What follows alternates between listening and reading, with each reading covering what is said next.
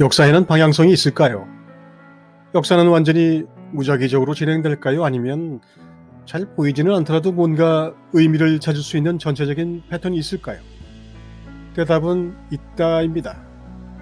우리가 역사학자나 인문학자는 아니더라도 그 패턴을 이해하면 우리 공부에 도움을 받을 수 있습니다. 실제로 전 세계적으로 문화의 개수, 즉 상대적으로 고유한 문화권의 개수는 점점 적어지고 있지만 동시에 각각의 문화권은 점점 더 크고 복잡해졌습니다. 통일을 지향하는 움직임은 불굴의 기세로 진행되는 데 비해 분열은 일시적인 반전에 지나지 않는다고 유발 하라리는 말합니다. 그렇다면 영적인 의식 수준, 즉 인류의 정신 진화에는 방향성이 있을까요? 그렇습니다. 있다고 하는 것이 모든 영성가들의 견해입니다. 선각들의 견해는 일치하는 부분이 있는데 그것은 인류 정신의 진화 방향이 신성을 향하고 있다는 것입니다. 지금 우리가 마주하는 목전의 현실에서 사실 우리 인류는 언제나 그랬듯 역사의 갈림길에 서 있다고 볼 수 있습니다. 그와 함께 인류의 정신적 진화 또한 갈림길에 서 있습니다. 데이비드 호킨스는 우리가 마주한 이 시기를 깨달음의 바겐세일 기간이라고 말하기도 했습니다. 우리가 영성에서도 갈림길에 서 있는 핵심적인 이유는 정보 접근의 용이성과 과학기술이 큰 역할을 하고 있습니다. 왜냐하면 그동안 인류는 정보 매체의 부재로 많은 일들이 은폐되거나 알려지지 않았고 서로 알 수 없었기 때문입니다. 우리는 당나라 시절 선승들이 가르침을 받기 위해 몇 달을 걸어 스승이 계신다는 절을 찾는 장면을 기록으로 목격합니다.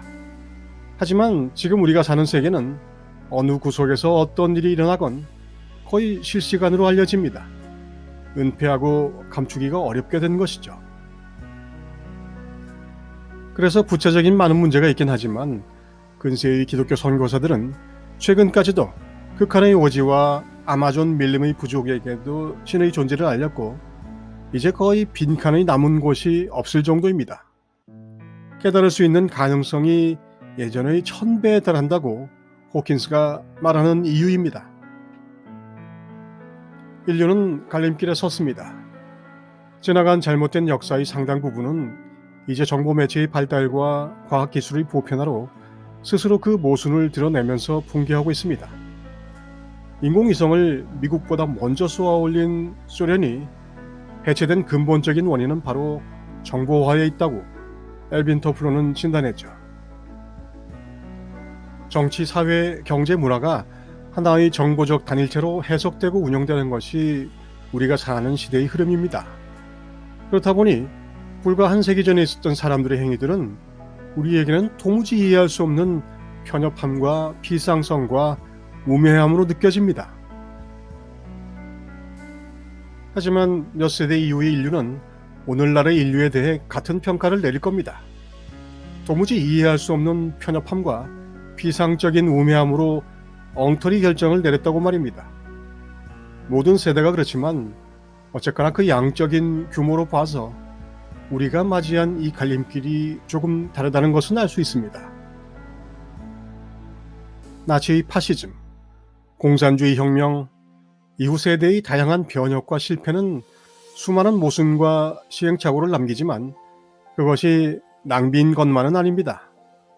그런 잘못과 시행착오 없이는 인간은 결코 곧바로 진실과 진리, 신성의 존재를 알아볼 수 없기 때문입니다. 구시대의 모순과 착오, 망상과 실수는 이제 그 사명을 다했고 그래서 점차 소멸해 갈 것입니다. 물론 하루아침에 다 정리되거나 몇 년 이내에 개벽이 일어나는 식으로 되지는 않겠죠. 다만 영원과 무한, 영생의 관점에서는 급할 이유가 전혀 없습니다. 우리의 본래 면목이 원래 그렇습니다. 뭐가 어떻게 되든 아무 상관이 없습니다. 수년 내에 세상이 멸망하리라는 사람들의 호들갑은 사실 애호의 무지일 뿐입니다. 새로운 세상의 도래를 의미한다는 말도 맞습니다. 그 느낌이 어떨지는 그 사람의 의식 수준에 달렸습니다. 영성의 관점에서 존재의 뿌리가 흔들리는 위기감은 세상의 허망함을 돌아볼 수 있는 좋은 기회이기도 합니다. 문명이 소멸하고 인류가 절멸하는 어마어마한 상황들이 눈앞에서 쓰러져가는 장기 말처럼 보일 때 그나마 철갑을 둘러 애고를 지키던 현실이 옅어진 것이니까요. 사람들이 전혀 느끼지 못할지라도 우리 앞에는 갈림길이 있습니다.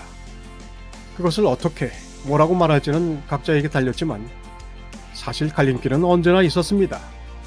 그래서 갈림길을 알아보면 절벽에서도 손을 놓을 수 있습니다. 백척간두 진일보